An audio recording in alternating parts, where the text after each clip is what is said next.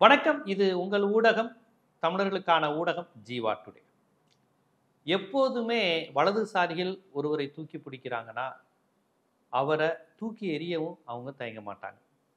இப்ப ஜெகதீப் தன்கர், இவர் பாரதிய ஜனதாவினுடைய தீவிர ஆதரவாளரா பாஜகவே அவர் செயல்பட்டார். துணை ஜனாதிபதி அப்படிங்கிற உயரிய பொறுப்பை விட ஒரு சங் பரிவாராக அவர் செயல்பட்டார்.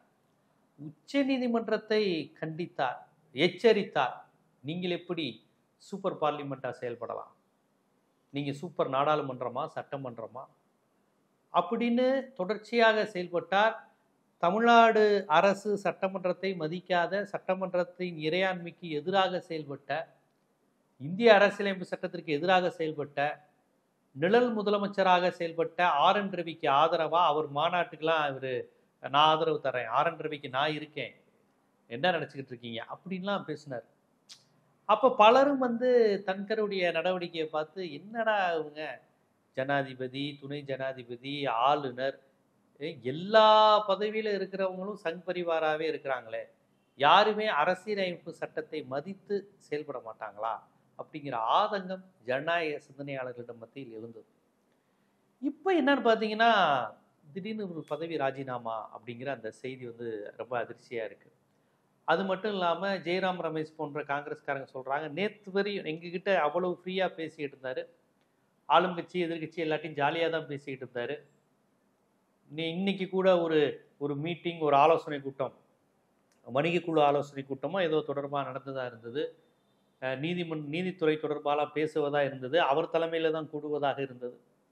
இப்படிலாம் எதிர்கட்சிகள்லாம் சொல்கிறாங்க. அதாவது எதிர்கட்சிங்கிறத விட அவருடன் ரெகுலராக அவரை பார்க்குற சக நாடாளுமன்ற உறுப்பினர்கள்ங்கிற அடிப்படையில் ரெகுலராக அவரை நாங்கள் சந்திச்சுக்கிட்டு இருக்கோமே, என்ன திடீர்னு இப்படி ஒரு முடிவு எடுத்திருக்கிறாரு, இன்றைக்கே அவர் பல விஷயங்கள் பண்ண வேண்டியிருந்தது, இன்னைக்கு கூட அவருக்கு ஷெட்யூல் இருந்தது, இந்த நேரத்தில் ஏங்க அவசரமாக நள்ளிரவில் அவர் கடிதம் கொடுக்கணும், அவர் ராஜினாமா செய்யணும், உடனே இவங்க ஏற்றுக்கொள்ளணும், ஒன்றுமே புரியலையே அப்படிங்கிற விஷயம் வரும்போது தான் பீகாரில் இருக்கக்கூடிய ஒரு சட்டமன்ற உறுப்பினர் உண்மையை போட்டு உடைத்திருக்கிறார். அப்படி என்ன அவர் சொல்லியிருக்காரு அப்படின்னீங்கன்னா, இங்கே உள்ள ஜேர்னலிஸ்ட்டு மற்றவங்க எல்லாரும் சொல்வதை விட, ஆனால் இது ஏற்கனவே கொஞ்சம் பீகார் அரசியல் வட்டாரத்தில் உள்ள செய்தியாளர்கள் மத்தியில் இந்த மாதிரி செய்திகள் வந்தது. எப்படின்னா, பீகார் எலெக்ஷனை ஒட்டி பீகாரை சேர்ந்த ஒருவருக்கு ஒரு சிறப்பு செய்யப்படும், பீகாருக்கு ஏதாவது சர்ப்ரைஸ் செய்யப்படும், எலெக்ஷன் வர்றதுனால பீகாருக்கு ஏதாவது ஒன்று இந்த பாஜக செய்ய போகிறாங்க, எலெக்ஷன் டயத்தில் அதை சொல்லியே அவங்க கேம்பெயின் பண்ண போகிறாங்கங்கிறது கொஞ்ச நாளைக்கு முன்னாடியே பீகார் பாலிடிக்ஸை கூர்ந்து கவனிப்பவர்கள் மத்தியில் அப்படி ஒரு பேச்சு அடிபட்டது. இந்த நிலையில் தான் இன்னைக்கு பாஜக எம்எல்ஏ, அவர் பேர் சொல்கிறேன் நான், ஹரிபூஷன் தாக்கூர் அப்படிங்கிறவர் என்ன சொல்லியிருக்காருன்னா, அவர் ஐக்கிய ஜனதா தளத்தை சேர்ந்த சட்டமன்ற உறுப்பினர். அவர் என்ன சொல்லியிருக்காரு, நம்ம நிதிஷ்குமார் துணை ஜனாதிபதி ஆகிறார் அப்படிங்கிற ஒரு செய்தியை போட்டிருக்கிறார். அப்ப தன்கர் பதவி விலகிறார், ராஜினாமா செய்கிறார், உடனே பீகாரை சேர்ந்த பாஜக கூட்டணி கட்சி சட்டமன்ற உறுப்பினர் ஒருவர் நிதிஷ்குமார் துணை ஜனாதிபதி ஆகிறார் அப்படின்னு போட்டார்னா, அப்ப அரசியல் இங்க என்னவாக இருக்கிறது? நாடாளுமன்றம், துணை ஜனாதிபதி, ஒரு ராஜ்யசபா தலைவர், இந்த மாதிரி பொறுப்புகள் எதற்குமே ஒரு மரியாதைங்கிறதே இல்லைங்கிற நிலைக்கு போயிருக்கு. திடீர்னு அவருக்கு வயசாயிருச்சா, வயோதிகத்தை காரணம் காட்டி, உடல்நிலையை காரணம் காட்டி அவர் பதவி விலகிறாரா? என்ன வெளிப்படையான கருத்துக்கள் சொல்லப்படுது? அப்ப எல்லாமே பாஜகவினுடைய எலெக்ஷன் அஜெண்டாவுக்காகத்தான் இங்கு நீதிமன்றம் செயல்படணும், நீதிபதிகள் செயல்படணும், தேர்தல் ஆணையம் அப்படித்தான் செயல்படணும், ஆளுநர்கள் இந்தியா முழுவதும் அப்படிதான் அவங்க சொல்படி தான் செயல்படணும். இப்போ துணை ஜனாதிபதி, ஜனாதிபதி எல்லோருமே அவர்கள் என்ன சொல்றாங்களோ அதை அப்படியே செய்யக்கூடிய ஒரு கைப்பாவைகளாக இருக்கணுங்கிறது தான் பாஜகவின் விருப்பங்கிறத அந்த பீகார் எம்எல்ஏ போட்டு உடைச்சிருக்காரு, ஹரிபூஷன் தாக்கூர். இது அப்போ இங்கே இது என்ன நோக்கி போய்கிட்டு இருக்கு? ஒரு அரசியலில் உயரிய பொறுப்பில் இருக்கக்கூடிய ஒருவர் பதவி விலகுகிறார், ராஜினாமா செய்கிறார் அப்படின்னா அதற்கான காரணம் வேணும், அது குறித்து ஒரு முன்கூட்டியே அறிவிப்பு வேணும். திடீர்னு நைட்டு நள்ளிரவா நேற்று வரையும் நல்லா பழகிட்டு நாளைக்கு நான் வந்துடுறேன் அப்படின்னு சொல்லிட்டு போகக்கூடிய இடத்தில் சக உறுப்பினர்களே அதிர்ச்சி அடையக்கூடிய வகையில் இப்படி பேசுறது எப்படி பார்க்கறது? அதனால தான் காங்கிரஸ்காரங்க சொல்றாங்க ஏதோ பெருசா நடக்க போகுது, ஏதோ மிரட்டல் நடந்திருக்கு, இல்ல ஏதோ பேரம் நடந்திருக்கு அப்படின்னு எதிர்க்கட்சிகள் குற்றம் சாட்டுறாங்க, விமர்சிக்கிறாங்க. இதை நீங்க எப்படி மறுக்க முடியும்? இவர் இப்போ உடனடியாக இவ்வளவு அவசரமாக பதவி விலக வேண்டிய அவசியம் என்ன? ராஜினாமா செய்ய வேண்டிய அவசியம் என்ன? கேட்டா அவருடைய விருப்பங்க. உண்மையே சொல்லுங்க, அவருடைய விருப்பமா? இன்னும் சொல்ல போனா இப்ப நிறைய விஷயங்கள் வர்றது இருக்கு.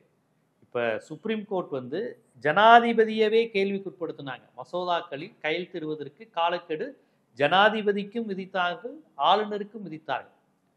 மக்களால் தேர்ந்தெடுக்கப்பட்ட சில விஷயங்களை ஜனாதிபதிக்கும் அது கட்டுப்பட்டவங்க தான். எல்லாரும் இங்க வந்து சட்டத்துக்கு கட்டுப்பட்டவங்க தான். அதனால ஆளுநர் நான் நினைச்சா கையெழுத்து போடுவேங்கிற அந்த முறைக்கு எதிராக நீதிமன்றம் பேசுச்சு. அந்த நீதிமன்றத்துக்கு எதிராக தான் நீங்க பெரிய சூப்பர் பார்லிமெண்டா, பார்லிமெண்ட்ல எப்படி சட்டம் இயற்றணும், ஜனாதிபதிக்கு எப்படி சைன் பண்ணணும், நீங்க எப்படி உத்தரவிடலாம் அப்படின்னு சட்டப்பிரிவு 143, சட்டப்பிரிவு 200, அதன் அடிப்படையில் கேள்வி, இதன் அடிப்படையில் கேள்வின்னு கிட்டத்தட்ட ஒரு 14 கேள்வியை மரியாதைக்குரிய குடியரசுத் தலைவர் முர்மு அவர்கள் வந்து அனுப்புனாங்க. இது எப்படி நீங்க பண்ணலாம், அது எப்படி ஜனாதிபதி பண்ணலாம் அப்படின்னு. அந்த வழக்கு விசாரணை எல்லாம் ஒரே நேரத்தில் வருது. அப்ப அது வந்து சென்ட்ரல் கவர்மெண்ட், ஸ்டேட் கவர்மெண்ட் 2 பேருக்குமே கேள்வி எழுப்பி இருக்கிறாங்க. அவங்க இதுக்கு என்ன பதில் சொல்றீங்க? நீதிமன்றம் வந்து இப்படி உங்களை ஓவர் ஹேண்ட் பண்ணுதா? உங்க சட்டமன்றத்துக்கான தீர்ப்பா அது எழுதிக்குதா? உங்க நாடாளுமன்றத்துக்கான தீர்ப்பா எழுதிக்கிறதா? அப்ப நாடாளுமன்ற உரிமை பறி போகுதா? ஜனாதிபதியினுடைய இறையாண்மை பறி போகுதா? அப்படின்னு அவர்கள் கேள்வி எழுப்புற மாதிரி, இன்னும் கொஞ்ச நாள்ல பதில் சொல்லணுங்கிற மாதிரி இவங்கெல்லாம் போட்டிருக்கிறாங்க. ஆனா நியாயப்படி மக்களால் தேர்ந்தெடுக்கப்பட்ட அரசை செயல்பட விடாமல் செய்தது ஆளுநர். அவர் தலையில கொட்டு வைக்க தான் தீர்ப்பு வந்தது. அந்த விஷயத்தையே விலக்கி ஏதோ உச்ச நீதிமன்றம் நாடாளுமன்றத்தை கையில் எடுத்துக் கொள்வது போலவும், உச்ச நீதிமன்றம் சட்டமன்றத்தில் கோப்புகளை அவங்களே கையெழுத்திடுவது போலவும் செயல்படுது. மக்களால் தேர்ந்தெடுக்கப்பட்ட சட்டமன்ற உறுப்பினர்களையும் பாராளுமன்ற உறுப்பினர்களையும் உச்ச நீதிமன்றம் கட்டுப்படுத்தல. அவங்க வேலையை செய்ய விடாம இந்த நியமன பதவியில் இருக்கக்கூடிய இந்த ஆளுநர் இப்படி பண்ணிக்கிட்டு இருக்காருன்னு தான் அவங்க போட்டாங்க.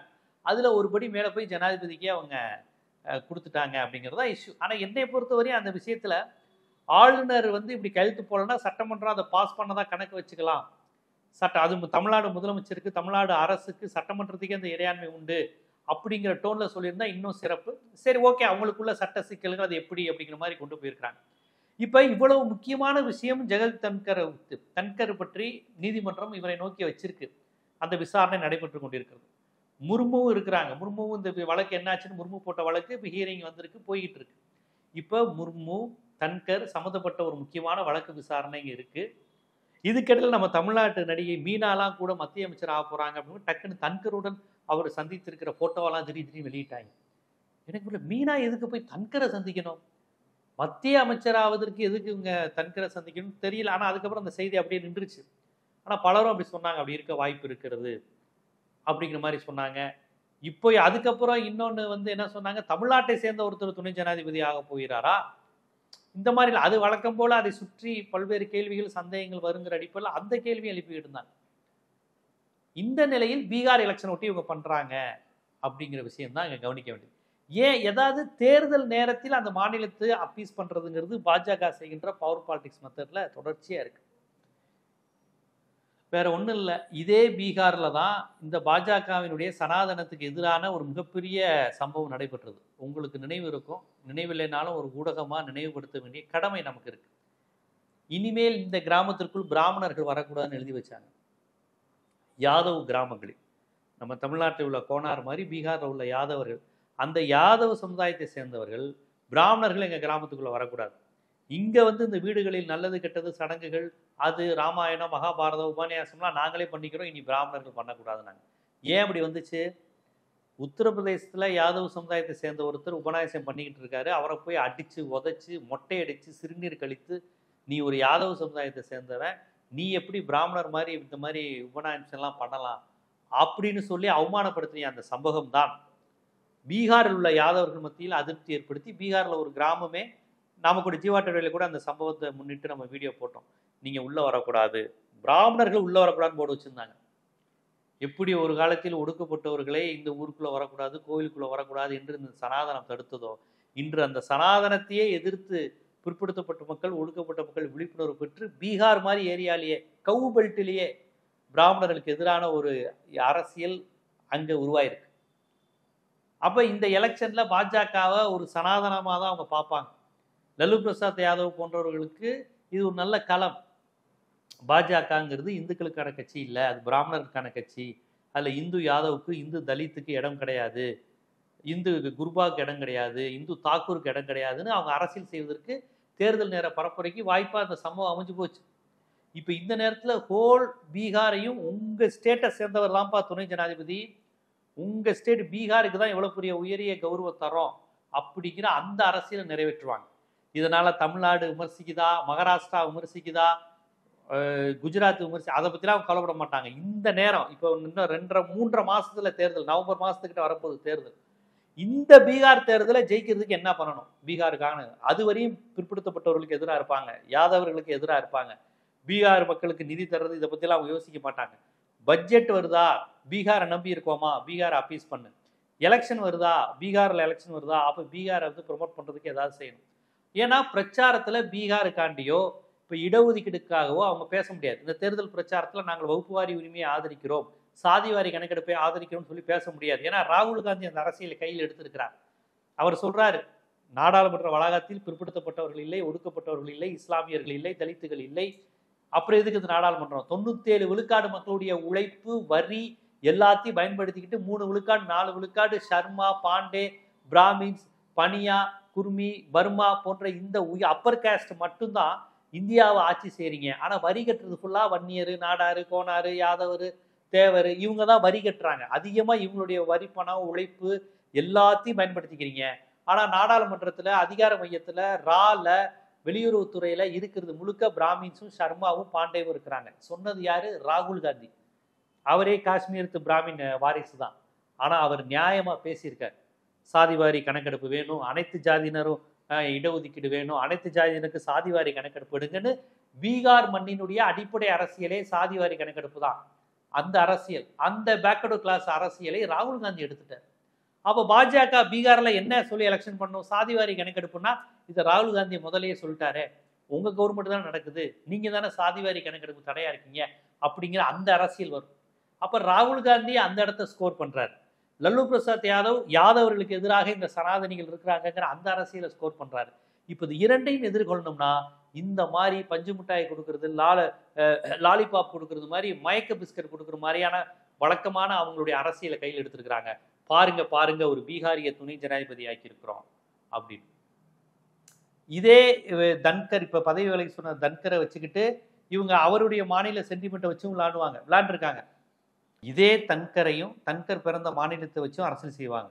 இப்போ ஏதாவது ஹிந்தி பேசுறவங்களை பற்றி பேசுறது, ராஜஸ்தானை பற்றி பேசுனா, தன்கர் அவர் பிறந்த மாநிலம்னு வச்சுக்கோங்களேன், இவரை வச்சே நீங்கள் அவரை என்னுடைய மாநிலத்தை நீங்கள், அப்போ அவரை பற்றி ஏதாவது விமர்சனம் வந்தால் நீங்கள் இந்த மாநிலத்தை சேர்ந்தவங்கனால நீ பேசுறீங்களா, இந்த மாதிரி அடையாள அரசியலை அவங்க தூண்டிடுவாங்க. அதே சமயம் அதே அடையாள அரசியலை வச்சுக்கிட்டு பார்த்தீங்களா நாங்கள் பீகாருக்கு இவ்வளோ செஞ்சுருக்கிறோம், பீகாருக்கு நாங்கள் மட்டும்தான் செஞ்சுருக்கிறோம், இவ்வளோ உயரிய பதவி கொடுத்துருக்குறோம், இதுதான் அவருடைய அரசியல். உண்மையில் பீகார் மக்களுக்கு செய்ய மாட்டாங்க, பீகார் உள்ள பிற்படுத்தப்பட்ட மக்களுக்கு செய்ய மாட்டாங்க, ஒடுக்கப்பட்ட மக்களுக்கு செய்ய மாட்டாங்க, அவர்களுக்கான சாதிவாரி இடஒதுக்கீடு குறித்து பேச மாட்டாங்க, கல்வி வேலைவாய்ப்பில் அவர்களுக்கு உரிய அங்கீகாரம் தருவது குறித்து பேச மாட்டாங்க. ஆனால் அவர்களை சத்திரிய பரம்பரை, ஆண்ட பரம்பரைன்னு பேசுறது, நம்மளாம் இந்துக்கள்னு பேசுறது, பாகிஸ்தானிடமிருந்து நம்ம பாதுகாக்கணும்னு பேசுறது, அதற்கு நீங்க தான் தேவைப்படுவீங்க, இந்த மாதிரி தான் எல்லாரையும் மேம்படுத்துவாங்க.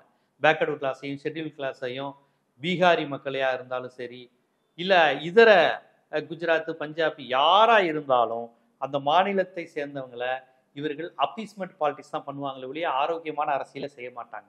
அந்த விதத்தில் இப்போ தன்கருடைய ராஜினாமா ஏன் என்பதுக்கு பல்வேறு விஷயங்கள் சொல்றாங்க. நேத்தே அவர் கூட்டும் போது மத்திய அமைச்சர்கள் வரல அப்படிங்கிறாங்க. கேட்டா பிஜேபி அவர்கிட்ட சொல்லிட்டாங்கிறாங்க. அவர்கிட்ட மட்டும் இல்லை, ஒரு முக்கியமான விஷயத்துக்கு மினிஸ்டர் வரலாம், எதிர்கட்சிகள்ட்டையும் சொல்லணும். அதுதான மாண்பு, ஒரு அவையினுடைய இது சொல்லலை. அப்போ தன்கர் நேற்று அவமானப்படுத்தப்பட்டதாக காங்கிரஸார் ஃபீல் பண்றாங்க. என்னங்க வரல அப்படிங்கிறாங்க.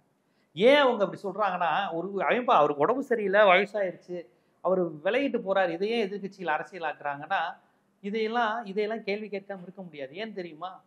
இப்ப ஒரு மாசத்துக்கு முன்னாடி கூட அவர் ஏதோ ஜேஎன்யூலேயே அதுலேயே பேசின நினைவு எனக்கு இருக்கு. 2027 தான் நான் விடைபெறுவேன், அதுவரை நான் துணை ஜனாதிபதியா இருப்பேன் அவரே சொன்னார். வேற யாரும் சொல்லலைங்க, அவரே சொன்னார். 1.5 மாசத்துக்கு முன்னாடி வரையும் நான் எப்படி இன்னும் 2 வருஷம் 2.5 வருஷம் அந்த பதவியில் இருப்பேன் அவரே சொன்ன ஒரு விஷயத்த எப்படிங்க ஒரு நாள் நைட்டில் அவரே மாத்திக்கிட்டு போறாருன்னா, அப்ப அது ஏங்கிற கேள்வி வரும்ல. தெய்வ செயலா? அதையும் தன்கர் சொல்லியிருக்காரு. ஒருவேளை ஏதாவது தெய்வ செயல் நிகழ்ந்தால் மட்டுமே நான் அந்த பொறுப்பிலிருந்து நீக்க முடியாதுங்கிறாங்க. அந்த தெய்வ செயல் என்னது? என்ன அப்படி தெய்வ செயல்னா எல்லாருக்கும் தெரிவிக்கணும்ல, நாட்டு மக்களுக்கு தெய்வத்தோட செயல்னா அது என்ன செயல்? அப்ப மோடியோ அமித்ஷாவோ பாஜக எல்லாம் சேர்ந்து பீகார் எலெக்ஷனுக்காக நீங்க ராஜினாமா செய்யணும்னு சொல்லியிருக்காங்களா அப்படிங்கிற கேள்வி வருது.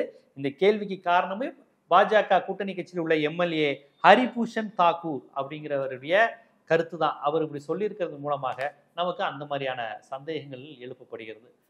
ஸோ தன்கர் மிரட்டப்பட்டாரா, தன்கரை சமாதானப்படுத்தினார்களா, தன்கருக்கு பேரம் பேசப்பட்டதா, என்ன நடந்தது? முழுக்க முழுக்க பாஜகவினுடைய குரலாகவே ஒலித்த சூப்பர் பார்லிமெண்டான சுப்ரீம் கோர்ட்டையெல்லாம் பகைத்து கொண்ட RN ரவிக்கு வீரியமாக ஊட்டி வரை வந்து ஆதரவு தந்த அவரை இன்று ஒரு நாள் நைட்டில் தூக்கி எறிந்து விட்டார்கள். அவர் ராஜினாமா செய்ய நிர்பந்தப்பட்டார் என்றால் என்ன அரசியல் என்பது தமிழ்நாட்டு மக்கள் உட்பட இந்தியாவில் உள்ள அனைவருக்கும் தெரிய வேண்டிய அவசியம் இருக்கிறது. ஏதோ காங்கிரஸாருடைய கேள்வி கிடையாது, இந்தியாவுடைய கேள்வி. துணை ஜனாதிபதிங்க அவரே இங்க திடீர்னு பதவி விலகுறாரு. தேர்தல் ஆணையர் நியமிக்கிறது வந்து எதுலையுமே டக்கு டக்குன்னு நடக்குது. ஏன் விலகுறாங்க, ஏன் சேர்க்கிறாங்க, திடீர்னு பதவி விலகிட்டு இன்னொரு பொறுப்பு, இதெல்லாம் என்னன்னே நமக்கு புரிய மாட்டேங்குதுல்ல. அப்ப இது என்ன நடந்தது? அவரே கூறியது போல் தெய்வத்தின் செயல் என்ன? அந்த தெய்வத்தின் செயல் அவருக்கு தெய்வமாக இருப்பது யார்? என்ன நடந்தது போன்ற பல்வேறு கேள்விகள், சந்தேகங்கள் எழுப்பப்படுகிறது. அந்த சந்தேகத்துக்கு தூண்டிவிடும் விதமாகவே அவங்க கூட்டணி கட்சி எம்எல்ஏவும் சில விஷயங்களை சொல்லியிருக்காருங்கிறப்ப அவரை மிரட்டியது யார்? இந்த மாதிரி பல்வேறு விஷயங்கள் நாம் கேட்டுக்கொண்டே இருக்கணும். இந்த கோணத்தில் கேட்டுக்கொண்டே இருப்பது என்பதுதான் ஜனநாயகத்தை ஒரு நெறிப்படுத்த உதவும். நாமளும் கேட்கலன்னா என்ன வேணாலும் நடக்கலாங்கிற மாதிரி போயிடும். இப்பயே அப்படிதான் நடக்குது. இருந்தாலும் கேட்டுக்கொண்டே இருப்பது நமது கடமை. நான் குறிப்பிட்ட இந்தந்த கோணங்களில் இவருடைய ராஜினாமாவை நீங்கள் சந்தேகப்படுங்கள், கேள்வி கேளுங்கள். தன்கராக இருந்தாலும் யாராக இருந்தாலும் அவருக்கும் சேர்த்து கேள்வி கேட்க வேண்டிய கடமை இந்திய அரசியலமைப்பு சட்டத்தை நேசிக்கின்ற நம்மை போன்ற ஊடகவியலாளர்கள், சராசரி இந்தியர்கள் என அனைவருக்கும் இருக்குங்கிறத வெளிப்படுத்துதான் இந்த காணொலி. இது போன்ற அரசியல், சமூகம், சினிமா, ஜனநாயகம் போன்ற பல்வேறு விழிப்புணர்வு காணொலிகள் உங்களை வந்து சேருவதற்கு ஜீவா டுடே சேனலை சப்ஸ்கிரைப் பண்ணுங்க, ஆதரவு தாங்க. நன்றி.